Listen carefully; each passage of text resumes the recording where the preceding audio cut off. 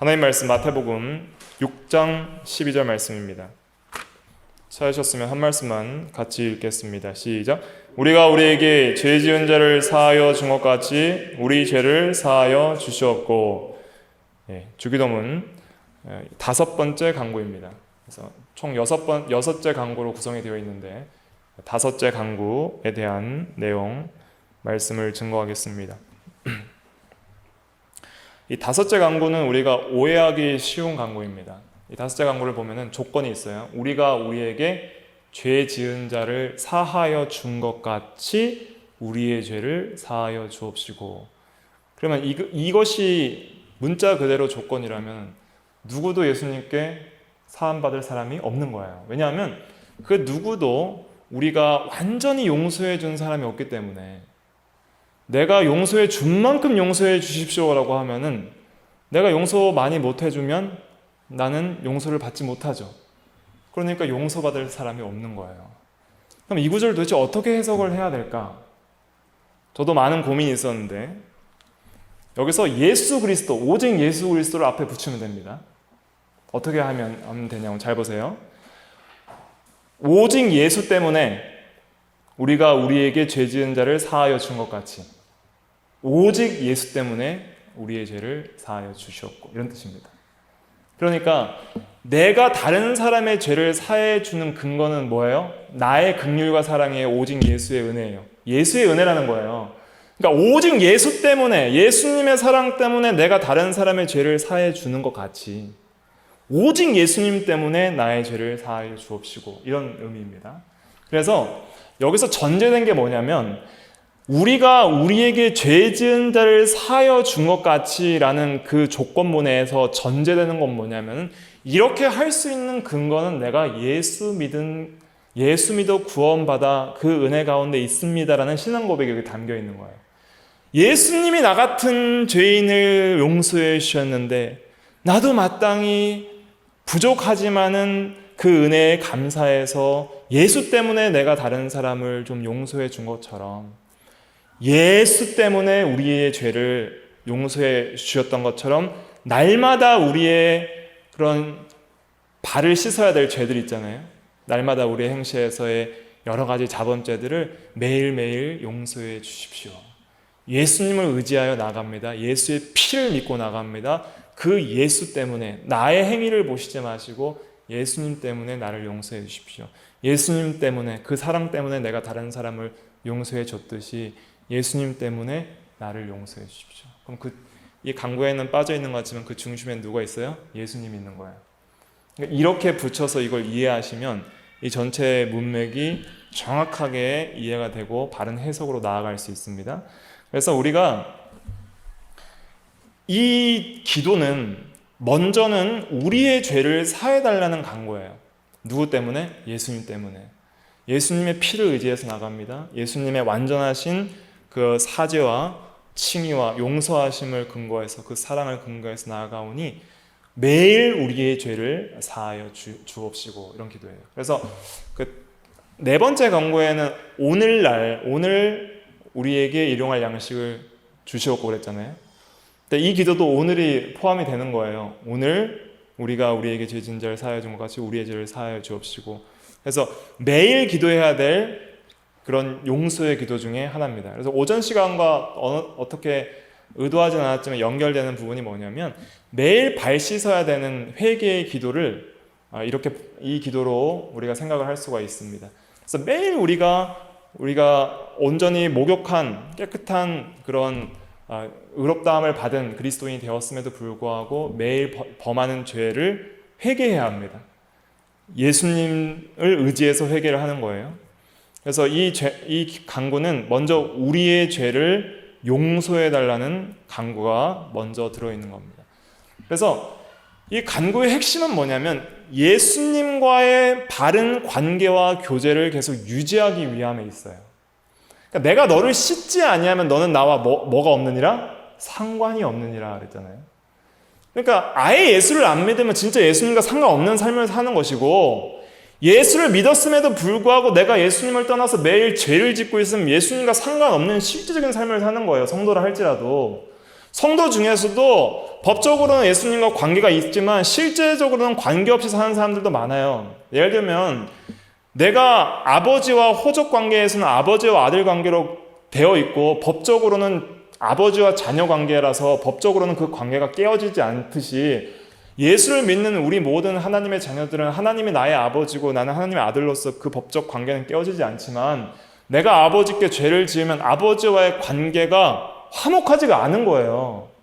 그러니까 실제적으로 우리가 육신의 아버지께 죄를 지어서 아버지께 죄송하다고 하고 용서를 받아서 화목한 그런 좋은 관계가 되지 않으면 점점 멀어지는 거예요. 가족이라 할지라도. 그것처럼 실제적으로 우리가 매일의 삶 속에서 우리가 회개하고 매일에 짓는 그 주님을 배반하는 죄들을 회개하지 않으면 내가 예수를 주로 섬기고 주님을 사랑한다 하고 주님을 믿는 그리스도인이라 한다 할지라도 주님 없이 살아가는 거예요. 주님과 관계없는 삶을 사는 거예요. 내가 너를 씻지 아니하면 네가 나와 관계가 없다 그랬잖아요. 매일 예수님의 용서하심과 긍휼과 사랑을 느끼지 못하고 살면은 예수님과 관계없이 오히려 예수님을 미워하고 떠나는 삶을 살게 되어 있어요. 실제적으로 우리가 신앙생활을 해보면 느끼는 게 그거잖아요. 내가 정말 매일 죄를 회개하고 빛 가운데 가려고 힘쓰고 기도에 힘쓰고 말씀에 입각해서 나의 죄를 보고 사소한 양심의 가책을 회개하고 바로 고치려고 하고 용서를 구하고 긍휼을 구하면 하나님의 놀라운 평강과 은혜가 임하고 주님이 나와 함께 하심을 경험할 수 있어요. 내가 너와 함께 하노라. 두려워하지 말라. 내가 너와 함께 하노라. 내가 너의 하나님이 되노라 하는 그 말씀의 실제적인 임재와 실제적인 현실에서 이루어지는 역사를 경험할 수가 있는데 내가 죄를 짓고 회개하지 않고 그냥 주님을 떠나서 그렇게 완악하게 살려고 힘쓰다 보면은 주님 없이 홀로 남겨진 그런 곤고하고 가련한 심령이 된다는 것이죠. 흑암 속에 있는 심령이 돼요. 그게 다 느끼는 거예요, 우리가. 그래서 실제적으로 이렇게 매일 우리의 죄를 사하여 주시옵고라는 간구 속에서 계속 우리와 주님과의 교제 속에서 그 주님과의 교제를 끊게 만드는 우리의 여러 가지 허물과 죄들의 사해짐을 통해서 계속 주님과의 관계가 화목이 되는 거예요. 실제적으로. 이걸 계속 느끼면서 살아야 됩니다. 내가 회개하지 않으면 주님과의 교제가 계속 멀어져요. 그러면 계속 내가 바라보는 중심이 뭐예요? 하나님 중심이 아니라 세상 중심이에요. 세상의 것을 바라보고 물질, 쾌락, 명예, 영광을 찾고 이 세상에서 어떤 소망 둘 것을 찾는 거예요. 어떤 인간적 관계의 소망을 두든지 아니면 직업의 소망을 두든지 아니면 돈의 소망을 두든지 세상적인 명예, 권력 아니면 나의 육체의 건강의 소망을 두든지 뭐든지를 추구하고 거기에서 뭔가의 행복과 평안함과 안식을 누려보려 하지만 하나님을 떠난 모든 인간은 안식을 절대 누릴 수가 없어요. 하나님 안에서만이 안식을 누릴 수 있지 모든 죄인은 하나님을 떠날 때부터 존재적 불안감 속에서 살아가게 되어 있습니다. 그렇기 때문에 우리는 비록 예수님을 통해서 법적으로 죄사함을 받아서 너는 의인이라는 그런 법적 형벌에서 면제함을 받았다 할지라도 실제로 그 관계는 이제는 한 번 구원은 영원한 구원이기 때문에 관계 자체가 깨지지 않고 이제는 죄를 다시 범한다 할지라도 지옥을 안 가지만은 현실의 삶에서 내가 예수님을 사랑하지 않고 예수님 앞에 계속 배반하고 죄 지으면 예수님과 그 사랑의 교제의 세계에 못 들어가는 거예요. 예수님과 화목하지가 않아요. 그러니까 기도를 해도 기도가 안 되는 거예요. 기도 문이 막혀요. 기도할 생각도 안 될 뿐더러 기도해도 기도가 안 돼요. 왜냐하면 화목하지가 않으니까. 만약 죄를 지으면 죄가 나와 너희 사이를 막아 너희가 기도할지라도 내가 듣지 않겠다는 말씀이 있죠. 이사야서에. 한번 찾아볼까요?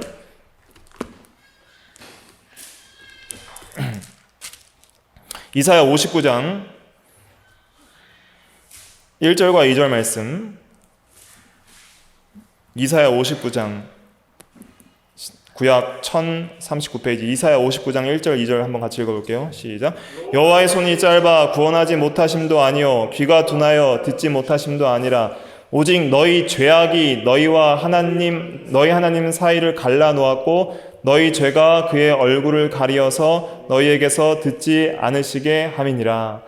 우리가 아무리 기도해도 죄를 지으면서 회개하지 않고 우리 죄를 사하여 주옵시고라는 회개하지 않고 기도를 하면 기도가 하나님 앞에 상달이 안 돼요. 왜냐하면 죄악이 너희에게서 듣지 않으시게 한다 그랬어요. 죄악이 가로막는다 그랬어요. 갈라놓는다 그랬어요. 그렇기 때문에 우리가 사소한 죄라도 회개를 하지 않으면 하나님과의 화목한 그 교제의 세계에 들어가지 못해요. 예를 들면 아버지랑 관계가 좋으면 우리가 뭐 어떤 돈이나 좀 어려운 부탁, 아버지 좀 제가 이렇게 형편이 어려운데 좀 도와주세요. 뭐 기꺼이 도와주지. 내가 힘들어 도와주지. 이러잖아요.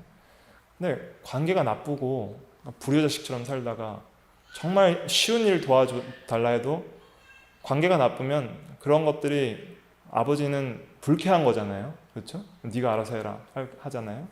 그런 것처럼 하나님과의 관계에서도 내가 먼저 하나님과의 관계를 바로 하고 하나님과 화목하고 하나님을 사랑하는 그 자리에 들어가서 실제적으로 사랑의 교제를 나누면서 그러면서 먼저 하나님의 영광을 위해 살면서 또 우리에게 필요한 것들을 정말 하나님의 뜻대로 구할 때 아버지께서 기쁨으로 주시지 않겠어요?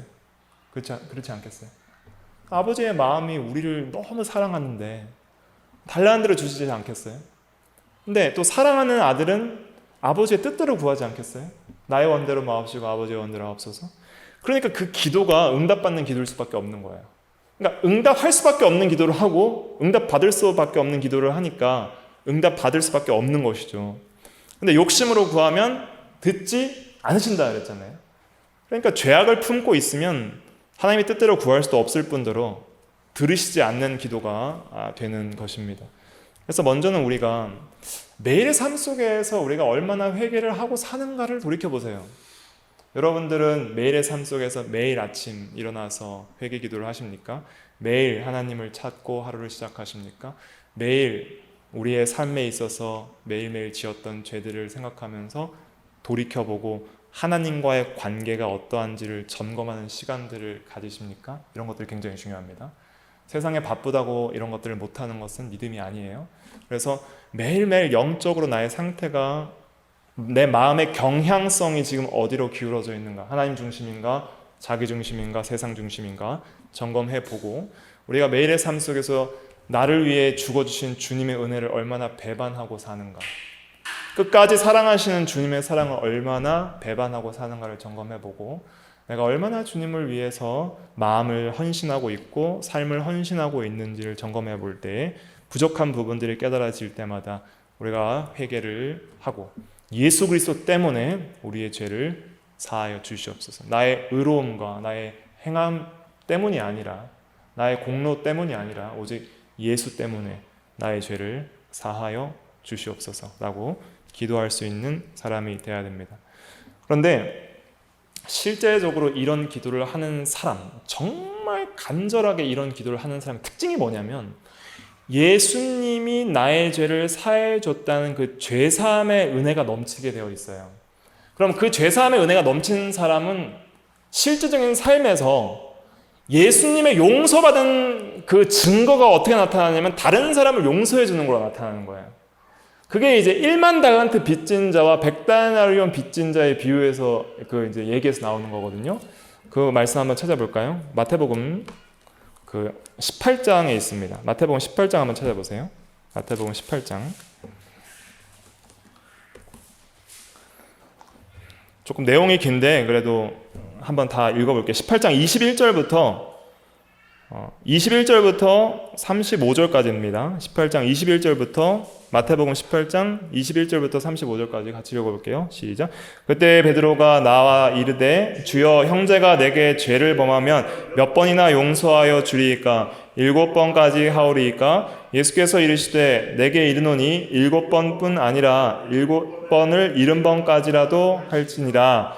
그러므로 천국은 그 종들과 결산하려 하던 어떤 임금과 같으니 결산할 때에 10,000 달란트 빚진 자 하나를 데려오매 갚을 것이 없는지라 주인이 명하여 그 몸과 아내와 자식들과 모든 소유를 다 팔아 갚게 하라 하니 그 종이 엎드려 절하며 이르되 내게 참으소서 다 갚으리이다 하거늘 그 종의 주인이 불쌍히 여겨 놓아 보내며 그 빚을 탕감하여 주었더니 그 종이 나가서 자기에게 100데나리온 빚진 동료 한 사람을 만나 붙들어 목을 잡고 이르되 빚을 갚으라 하매 그 동료가 엎드려 간구하여 이르되 나에게 참아 주소서 갚으리이다 하되 허락하지 아니하고 이에 가서 그가 빚을 갚도록 옥에 가두거늘 그 동료들이 그것을 보고 몹시 딱하게 여겨 주인에게 가서 그 일을 다 알리니 이에 주인이 그를 불러다가 말하되 악한 종아 내가 빌기에 내가 내 빚을 전부 탕감하여 주었거늘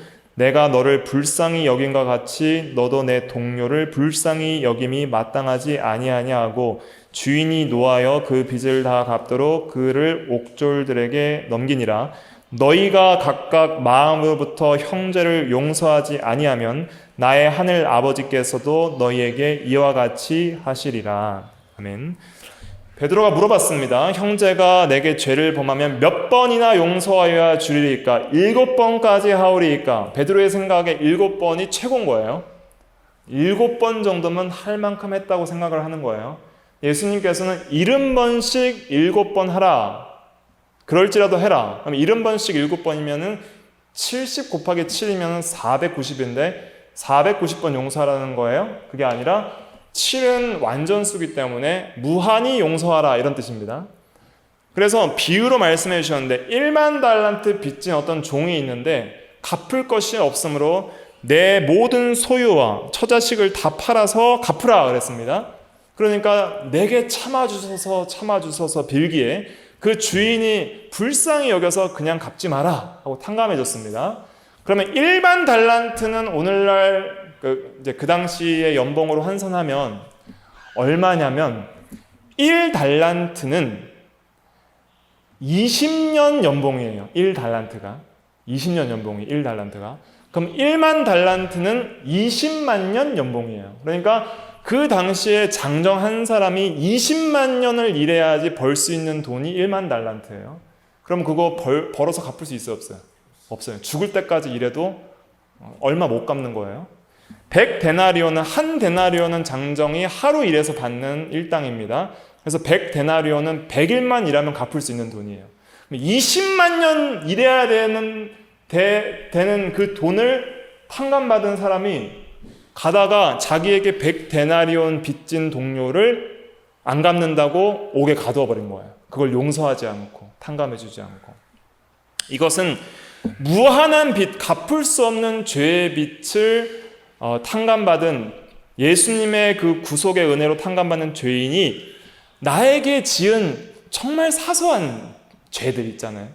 그러니까 인간이 인간에게 짓는 죄는 인간이 하나님께 지은 죄에 비교하면 너무 작은 죄인 거예요. 그러니까 1만 달란트짜리 죄랑 100데나리온짜리 죄 정도라는 거예요. 비유컨대.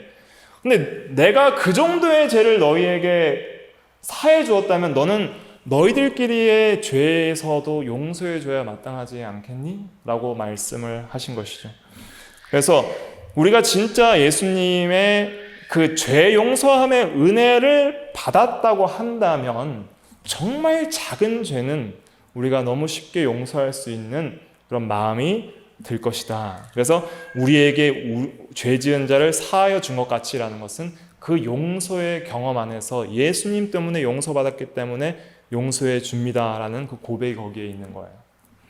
그래서 우리가 아직 정말 우리를 미워하고 대적하는 원수들을 아직 우리가 완전히 용서해 주지 못하는 이유는 뭐냐면 아직까지 우리는 그 예수님의 그 놀라운 죄사함의 은혜와 용서의 그 깊이를 아직 느끼거나 깨닫지 못하고 있다 하는 것을 솔직하게 고백을 해야 하고, 그러한 은혜 가운데 거할 때에 진짜 진실로 용서할 수 있다는 것을 깨닫게 되는 것이죠. 자, 그런데 여기서 주의할 게 있습니다. 뭘 주의해야 되냐면, 내게 지은 죄를 용서해 준다고 해서 그냥 그 사람의 모든 죄를 덮어버린다는 뜻이 아닙니다. 내게 지은 죄에 대한 잘잘못은 그것까지도 우리가 덮어버릴 수는 없는 거예요. 그러니까 죄와 악을 우리는 미워하되 그 사람이 지은 죄에 대해서 용서한다는 것은 이런 의미입니다. 그 사람의 인격 자체를, 그 사람을 불쌍히 여기지 않고 미워하는 동시에 원한과 복수심을 갖지 않는다는 거예요. 용서한다는 것은 원한과 미움과 복수심을 갖지 않는다는 의미이고, 또한 여기서 용서한다는 것은 그에 대해서 불쌍히 여기고 또 그도 회개하고 구원받기를, 내가 예수님을 통해서 죄사함 받은 것 같이 그 사람도 주님의 은혜 가운데 죄를 회개하고 구원의 길을 가기를 바라는 마음으로, 그렇게 예수님의 마음으로 또 용서하는 것을 가리키는 것이죠. 용서함을 받았다고 해서 죄가 없어지는 것은 아니에요. 예를 들면 이런 것이죠. 예수님께서 십자가에 달렸을 때 한편 강도가 회개했잖아요. 회개했는데 그는 여전히 사형을 당해서 죽었잖아요. 그리고 우리에게 원수가 예를 들면 이런 거예요. 나를 대적하던 어떤 원수 같은 사람이 나에게 용서를 빌 때, 내가 잘못했습니다 라고 용서를 빌 때 우리가 용서해 줄 수 있어요. 용서를 빌지 않을 때는 어떻게 할까요?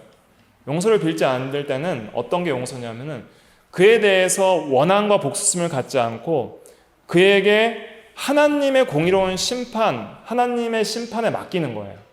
그러니까 내가 원한을 갖지 않고 공의롭게 심판하시는 하나님의 심판에 맡기는 것이, 그것이 참된 용서다 할 수 있겠습니다. 다윗이 이제 그런 것을 잘했는데, 시므이라는 사람이 압살롬의 반역에 의해서 다윗이 도망갈 때 시므이가 저주를 했거든요.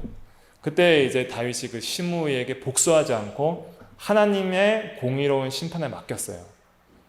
그런 것이 진정한 용서다 할 수가 있겠습니다. 로마서 12장에 이제 그 말씀이 나오는데 한번 찾아볼까요? 로마서 12장.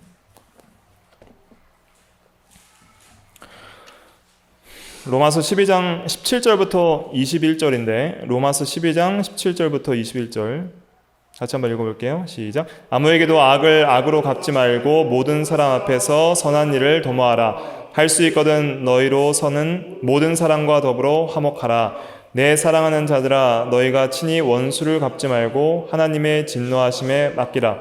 기록되었을 때 원수 갚는 것이 내게 있으니 내가 갚으리라고 주께서 말씀하시니라. 내 원수가 줄이거든 먹이고 목마르거든 마시게 하라.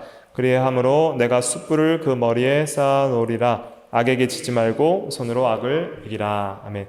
여기서 18절에 보니까 할 수 있거든 너희로서는 모든 사람과 더불어 화목하라 그랬죠. 화목 못할 사람도 있다는 거예요, 없다는 거예요? 있다는 거예요. 그러니까 끝까지 나에게 용서를 구하지 않고 끝까지 대적하는 사람들, 그리고 악을 행하는 사람들과 함께 할 수는 없어요. 악한 자와 함께 악인의 길을 동행하는 것은, 그것은 올바른 화목이 아닌 것이죠. 악을 용납하면서까지 그렇게 화목할 수는 없는 것입니다.